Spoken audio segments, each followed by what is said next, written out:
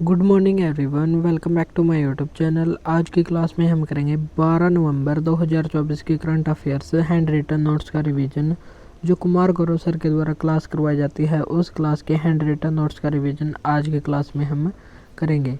अगर आप हमारे चैनल पर नए हैं तो चैनल को सब्सक्राइब जरूर करें और इस क्लास की फ्री PDF के लिए हमारे टेलीग्राम ग्रुप को ज्वाइन करें, तो वहाँ से इस क्लास की फ्री PDF ले सकते हैं। चलिए देर न करते हुए हम हमारी क्लास को शुरू करते हैं। आज का हमारा फर्स्ट क्वेश्चन है WIPO World Intellectual Property Organization वैश्विक बौद्धिक संपदा संगठन की स्थापना कब हुई थी? तो इसकी स्थापना हुई थी 1967 में और इसका मुख्यालय जिनेवा स्विट्जरलैंड में स्थित है। और ये बौद्धिक संपदा जैसे पेटेंट, कॉपीराइट, ट्रेडमार्क इत्यादि होती है बौद्धिक संपदा। बौद्धिक संपदा क्या होती है? अपने मस्तिष्क की उपज होती है। और विश्व में पेटेंट फाइलिंग 2023 के मामले में पहले स्थान पर कौन सा देश रहा है? चाइना। दूसरे पर रहा है अमेरिका और छठवें स्थान पर रहा है इंडिया। तो विश्व में पेटेंट फाइलिंग 2023 के आंकड़ों के तहत भारत छठे स्थान पर रहा है और फर्स्ट रहा है चाइना। और ट्रेडमार्क के मामले में चाइना रहा है फर्स्ट और सेकंड पर अमेरिका और थर्ड पर रूस और फोर्थ पर रहा है इंडिया। तो ट्रेडमार्क के मामले में इंडिया फोर्थ स्थान पर है और पेटेंट फाइलिंग के मामले में इंडिया सिक्स्थ स्थान पर है। और पेटेंट प्राप्त करने की पेटेंट कितने वर्षों में प्राप्त किए जाते हैं? तो ये 20 वर्षों तक प्राप्त किए जाते हैं। और GI टैग 10 वर्षों के लिए प्रदान किया जाता है। और GI टैग किस मंत्रालय के अधीन कार्य करता है? तो ये बताना आपको कमेंट बॉक्स में। और GI टैग से संबंधित अधिनियम किस वर्ष आया था और कब लागू हुआ था? और पहला GI टैग सन 2004 में दार्जिलिंग की चाय को दिया गया था। और नए उत्पाद या नए उत्पाद निर्माण की नई प्रक्रिया को कहा जाता है पेटेंट। अब हम देख लेते कुछ इंपॉर्टेंट क्वेश्चन है। हुरन इंडिया परोपकारी सूची 2024 में भारत में टॉप पर कौन रहा है? तो ये रहे शिव नादर। कानून का शासन इंडेक्स में भारत की रैंक कितनी है? 79 या 79 है। ग्लोबल हंगर इंडेक्स में 2024 में भारत की रैंक कितनी है? 105। वैश्विक नवाचार सूचकांक में भारत की रैंक कितनी है? 39 या 39 है। नेक्स्ट सेकंड क्वेश्चन, ओस्ट्रा हिंद संयुक्त सैन्य अभ्यास का आयोजन किन दो देशों के बीच होता है? तो इसका आयोजन होता है इंडिया और ऑस्ट्रेलिया के बीच। और अब की बार यह तीसरे क्रम का आयोजन किया गया है और इसका आयोजन महाराष्ट्र के पुणे में किया गया है। और पुणे में भी औंध सैन्य स्टेशन में इसका आयोजन किया जा रहा है। 2022 में इसका पहली बार आयोजन किया गया था महाजन फील्ड बीकानेर राजस्थान में। 2023 में इसके सेकंड क्रम का आयोजन पर्थ ऑस्ट्रेलिया में किया गया था। और 2024 में तीसरे क्रम का आयोजन पुणे महाराष्ट्र में किया जा रहा है, जो ऑस्ट्रेलिया और इंडिया के बीच होता है। तो ओस्ट्रा से हो गया ऑस्ट्रेलिया और हिंद से हो गया हिंदुस्तान। अब हम देख लेते कुछ और इम्पोर्टेंट क्वेश्चन। पूर्वी प्रहार अभ्यास का आयोजन कहाँ पर हो रहा है? लद्दाख में। LAC line of actual control के पास इसका आयोजन हो रहा है। और इसमें भारत की तीनों सेनाएं आर्मी, एयरफोर्स और नेवी तीनों ने भाग लिया है। गरुड़ शक्ति अभ्यास किन दो देशों के बीच होता है? इंडिया और इंडोनेशिया के बीच होता है। इंडोनेशिया की राजधानी का नाम क्या है? तो इसकी वर्तमान राजधानी है जकार्ता। और भविष्य में कौन सी राजधानी होगी? तो भविष्य में होगी नूसंतारा। वज्र प्रहार अभ्यास, तो ये इंडिया और अमेरिका के बीच होता है और अमेरिका की राजधानी है वाशिंगटन DC, जो पोटामिक नदी के किनारे स्थित है। सिम्बेक्स अभ्यास इंडिया और सिंगापुर के बीच होता है। नसीम अल बहर, जहाँ पर भी हमें अल दिखाई दे तो वहाँ पर होगा ओमान। तो नसीम अल बहर अभ्यास इंडिया और ओमान के बीच होता है। और काजिंद से हो गया इंडिया और कजाकिस्तान। तो इंडिया और कजाकिस्तान के बीच होता है काजिंद अभ्यास। नेक्स्ट है हमारा थर्ड क्वेश्चन। हाल ही में FIH के तहत बेस्ट मेल हॉकी प्लेयर किसको चुना गया है? तो FIH का मतलब है इंटरनेशनल हॉकी फेडरेशन, जिसकी स्थापना 1924 में हुई थी और इसका हेडक्वार्टर लुसाने स्विट्जरलैंड में स्थित है। और इसके वर्तमान अध्यक्ष हैं तैयब इकराम। और मस्कट ओमान में अभी हाल में FIH इंटरनेशनल हॉकी फेडरेशन के वार्षिक पुरस्कारों की घोषणा की गई है और इसमें बेस्ट मेल हॉकी प्लेयर का अवार्ड हरमनप्रीत सिंह को तीसरी बार दिया गया है और बेस्ट फीमेल का अवार्ड यिब्बी जेनसन को दिया गया है जो नीदरलैंड की हैं और इसमें बेस्ट गोलकीपर का अवार्ड दिया गया है PR श्रीजेश को, जिनको भारत की दीवार के नाम से जाना जाता है। फुटबॉल का सर्वश्रेष्ठ अवार्ड कौन सा है, तो यह है बैलन डी और अवार्ड और 2024 में मेल का अवार्ड किसको दिया गया है, रोड्रिगो, और फीमेल का अवार्ड एंथोनी बोनामाटी जो स्पेन की रहने वाली है, इनको दिया गया है। क्रिकेट हॉल ऑफ फेम में शामिल होने वाली दूसरी भारतीय महिला खिलाड़ी कौन बनी है, तो ये बनी है नीतू डेविड और पहली कौन थी, पहली थी डायना एडुल्जी। ओलंपिक 2024 में भारत ने कितने मेडल जीते हैं, 6 मेडल जीते हैं और भारत की रैंक कितनी है, 71 आई है और 62 रैंक किसकी आई है, पाकिस्तान की। और पहली रैंक किसकी आई है, तो ये पहली रैंक आई है अमेरिका की और भारत ने इसमें 0 गोल्ड 1 सिल्वर और 5 ब्रॉन्ज मेडल जीत लिए हैं।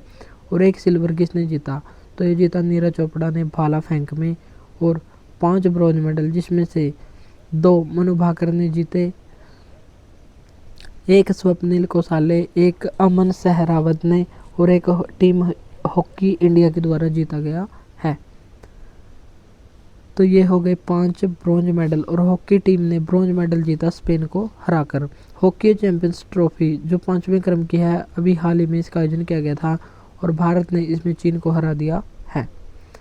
नेक्स्ट है 4th क्वेश्चन, हाल ही में सुप्रीम कोर्ट ने किस वर्ष के अजीज बासा बनाम भारत संघ केस को रद्द कर दिया है, तो ये केस था 1967 का केस और इसमें सुप्रीम कोर्ट ने अलीगढ़ मुस्लिम यूनिवर्सिटी की स्थापना के बारे में कहा था कि विधानमंडल अधिनियम से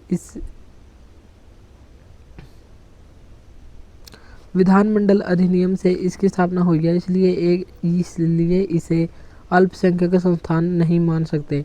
लेकिन ऐसा पहले सुप्रीम कोर्ट ने निर्णय में कहा था, लेकिन अब 2024 में सुप्रीम कोर्ट की 7 जजों की संवैधानिक बेंच ने एक नया निर्णय दिया है और इसके अध्यक्षता की है DY चंद्रचूड़ ने और इसमें उन्होंने 1967 के फैसले को रद्द कर दिया है और उन्होंने कहा है कि AMU अलीगढ़ मुस्लिम यूनिवर्सिटी माइनॉरिटी संस्थान है या नहीं, इसका निर्णय दोबारा से जांच करने के बाद होगा और इसके 2 आधारों को देखा जाएगा कि इसके फाउंडर कौन है और इसकी स्थापना के पीछे दिमाग किसका है, यानी कि इसका टारगेट या लक्ष्य क्या था और इसके संस्थापक कौन थे। तो उन आधारों पर इसकी दोबारा से जांच की जाएगी और फिर इसको बताया जाएगा कि ये अल्पसंख्यक संस्थान है या नहीं।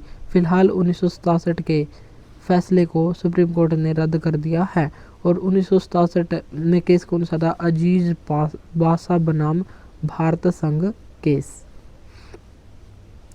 और इसके संस्थापक कौन थे, तो इसके संस्थापक थे सर सैयद अहमद खान जिसने 1920 में इसकी स्थापना की थी। अनुच्छेद 30 के तहत अल्पसंख्यक अपने शैक्षणिक संस्थान की स्थापना कर सकते हैं और उनका प्रशासन भी संभाल सकते हैं। अभी हाल ही में 91 CJI chief justice of India कौन बने हैं, संजीव खन्ना बने हैं। निजता का अधिकार मौलिक अधिकार है, ऐसा किस केस में कहा गया था, पुट्टास्वामी केस में और ये अनुच्छेद 21 से संबंधित है।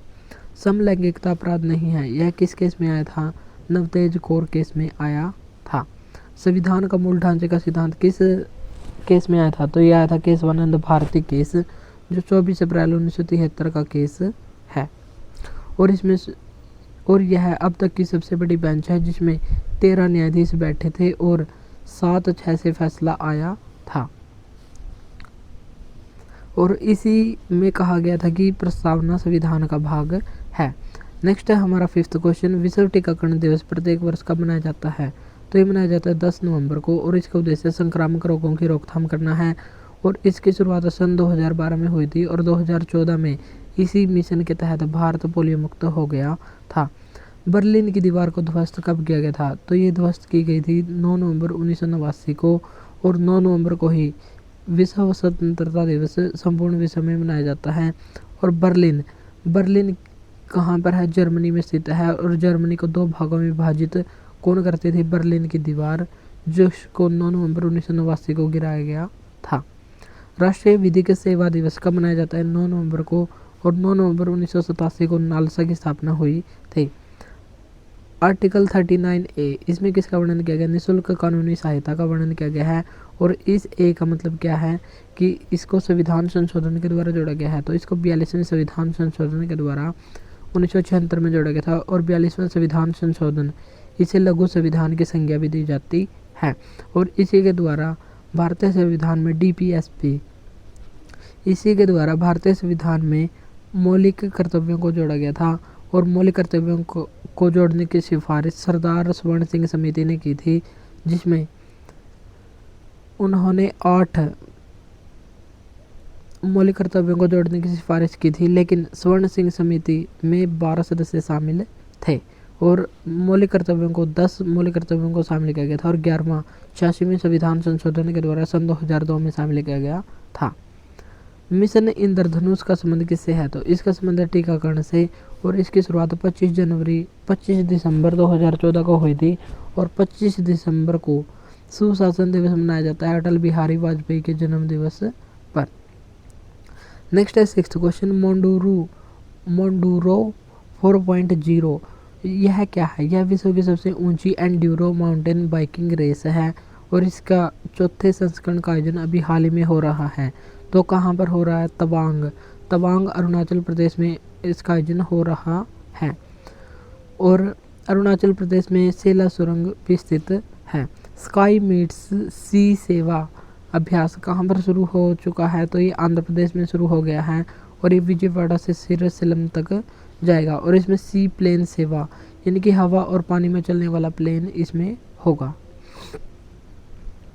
पाक्के टाइगर रिजर्व, ये कहाँ पर है? ये अरुणाचल प्रदेश में है। और यहीं पर नामदफा नेशनल पार्क भी है। बोमडिला दर्रा और यांगयाप दर्रा, ये कहाँ पर है? अरुणाचल प्रदेश में है। और यांगयाप दर्रे से ही ब्रह्मपुत्र नदी भारत में प्रवेश करती है। अरुणाचल प्रदेश के मुख्यमंत्री कौन है? पेमा खांडू हैं। और आंध्र प्रदेश के मुख्यमंत्री हैं चंद्रबाबू नायडू। नेक्स्ट है 7th क्वेश्चन, हाल ही में किस राज्य का स्थापना दिवस मनाया जाएगा? तो 9 नवंबर को किसकी स्थापना हुई थी? तो 9 नवंबर सन 2000 को उत्तराखंड राज्य की स्थापना हुई थी। और अभी हाल ही में इसमें 15 जिले शामिल हैं। और इसकी 25वीं वर्षगांठ मनाई गई है। इसका पहले नाम होता था उत्तरांचल, और इसको उत्तर प्रदेश से अलग किया गया था, लेकिन 2007 में इसका नाम कर दिया गया उत्तराखंड।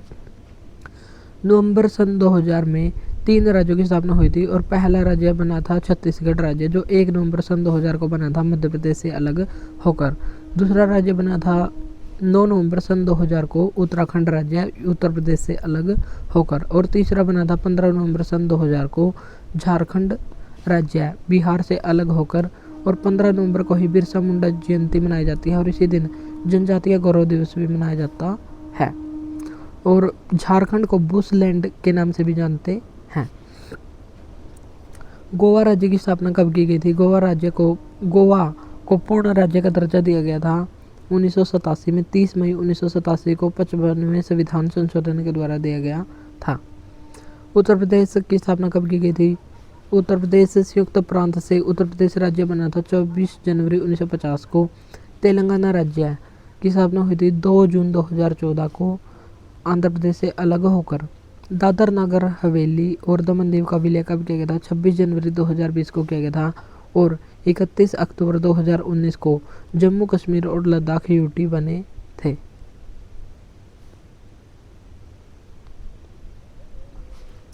नेक्स्ट है 8वां क्वेश्चन, सेमीकंडक्टर नीति को लागू करने वाला और आत्मनिर्भर बनने के लिए इस नीति को लागू करने वाला पहला राज्य कौन सा बना है? तो ये बना है गुजरात राज्य। और पहला राज्य बन गया है गुजरात, जिसने 2022 से 2027 तक नीति को शुरू कर दिया है। और इसके तहत आयात में कमी आएगी और भारत में इसका निर्माण बढ़ेगा। तो भारत और गुजरात इसमें आत्मनिर्भर बनेगा। तो सेमीकंडक्टर नीति लागू करने वाला भारत का पहला राज्य कौन बन गया है? तो ये बन गया है गुजरात राज्य। और सेमीकंडक्टर की इकाई अभी हाल ही में साणंद गुजरात में स्थापित कर दी गई है। सेमिकोन सिटी का निर्माण कहाँ पर हो रहा है? तो ये धोलेरा गुजरात में हो रहा है। और धोलेरा गुजरात में ही पहली AI सेमीकंडक्टर इकाई को स्थापित किया जाएगा। और इसमें कौन कौन साथ होंगे, तो इसमें टाटा कंपनी और ताइवान की कंपनी शामिल होंगी। हाल ही में C295 हेलीकॉप्टर निर्माण फैक्ट्री कहाँ पर स्थापित की जाएगी, वडोदरा गुजरात में स्थापित की गई है। और इसमें इंडिया और स्पेन दो देशों की कंपनियां शामिल होंगी और इंडिया की तरफ से टाटा और स्पेन की तरफ से एयरबस कंपनी शामिल होंगी। शेर सफारी को अभी हाल ही में कहाँ पर शुरू किया गया है, गुजरात में, गुजरात के वर्धा वाइल्ड लाइफ सेंचुरी में शुरू किया गया है। अभी हाल ही में 10 लाख प्लस स्वच्छ वायु सर्वेक्षण में टॉप पर कौन सा रहा है, कौन सा शहर रहा है 10 लाख से ज़्यादा वाले में, तो ये रहा सूरत। ब्लैक बक नेशनल पार्क ये कहाँ पर स्थित है, तो ये गुजरात राज्य में स्थित है। नेक्स्ट 9th क्वेश्चन, हाल ही में PV Sindhu centre for badminton and sports excellence की आधारशिला कहाँ पर रखी गई है, तो इसकी आधारशिला रखी गई है विशाखापट्टनम आंध्र प्रदेश में। और युवा प्रतिभा को पहचानना इसका मुख्य उद्देश्य है। और PV सिंधु बैडमिंटन से संबंधित एक महत्वपूर्ण खिलाड़ी हैं। और PV सिंधु की फुल फॉर्म क्या है, पुरसेला वेंकट सिंधु।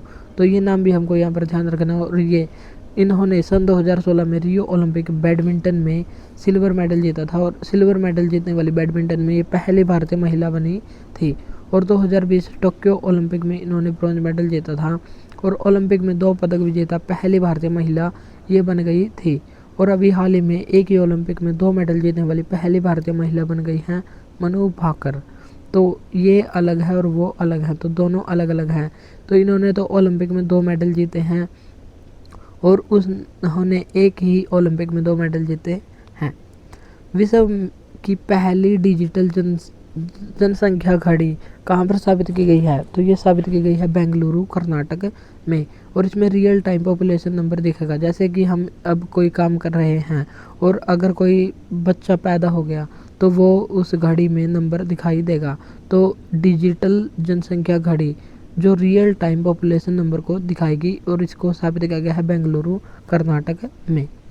दीपम 2.0 स्कीम कहाँ पर लॉन्च की गई है, आंध्र प्रदेश में। और इसमें गैस सिलेंडर मुफ्त मिलेंगे। ओलंपिक में पदक जीतने वाले पहले भारतीय महिला खिलाड़ी कौन बनी हैं, तो ये बनी कर्णम मल्लेश्वरी। और इन्होंने सन 2000 में सिडनी ओलंपिक में भारोत्तोलन में ब्रॉन्ज मेडल जीता था। एक ही ओलंपिक में 2 मेडल विजेता पहली भारतीय महिला खिलाड़ी कौन बनी है, मनु भाकर। और इन्होंने शूटिंग में 2 ब्रॉन्ज मेडल जीत लिए हैं। तेलंगाना के मुख्यमंत्री का नाम क्या है, तो इनका नाम है रेवंत रेड्डी। नेक्स्ट है 10th और लास्ट क्वेश्चन, हाल ही में फिक्की के नए अध्यक्ष कौन बने हैं। फिक्की की फुल फॉर्म क्या है, federation of Indian chambers for commerce and industry इसकी फुल फॉर्म है। और इसकी स्थापना 1927 में घनश्याम दास बिड़ला और पुरुषोत्तम ठाकुर के द्वारा की गई थी। और इसके वर्तमान अध्यक्ष हर्षवर्धन अग्रवाल बन गए हैं। जॉन जेलेजनी ये कौन है, ये चेक रिपब्लिक के रहने वाले हैं और नीरज चोपड़ा के नए कोच बन गए हैं। अब्दुल रहीम राठौर ये कौन है, तो ये जम्मू कश्मीर जो यूटी है अभी हाल ही में वहाँ पर चुनाव हुए थे और हरियाणा में भी वहाँ उसी समय चुनाव हुए थे। तो विधानसभा दोनों की विधानसभा में 90 विधायक हैं। और जम्मू कश्मीर के विधानसभा के पहले अध्यक्ष कौन बने हैं, अब्दुल रहीम राठौर बने हैं। दीपक अग्रवाल ये किसके एमडी बने हैं, तो ये नेफेड के एमडी बने हैं। 51वें मुख्य न्यायाधीश कौन बने हैं, संजीव खन्ना। और 50वें कौन थे, तो 10 नवंबर तक 50वें मुख्य न्यायाधीश कौन थे, तो ये थे DY चंद्रचूड़। और 51वें बन गए हैं संजीव खन्ना। राष्ट्रीय महिला आयोग के अध्यक्ष हाल ही में कौन बनी है, तो ये बनी है विजय राहटकर। ICG भारतीय तटरक्षक बल के अध्यक्ष थे जो राकेश पॉल, उनका निधन हो गया है। तो उनके आकस्मिक निधन के बाद नए अध्यक्ष कौन बने हैं, तो ये बने S परमेश। तो ये थी हमारी आज की क्लास में हमने 12 नवंबर के महत्वपूर्ण क्वेश्चनों को देखा। अगर क्लास अच्छी लगी तो इसको लाइक और शेयर जरूर करें और फ्री PDF के लिए हमारे टेलीग्राम ग्रुप को ज्वाइन करें। तो आज के लिए इतना ही, मिलते हैं नेक्स्ट वीडियो में। Thank you.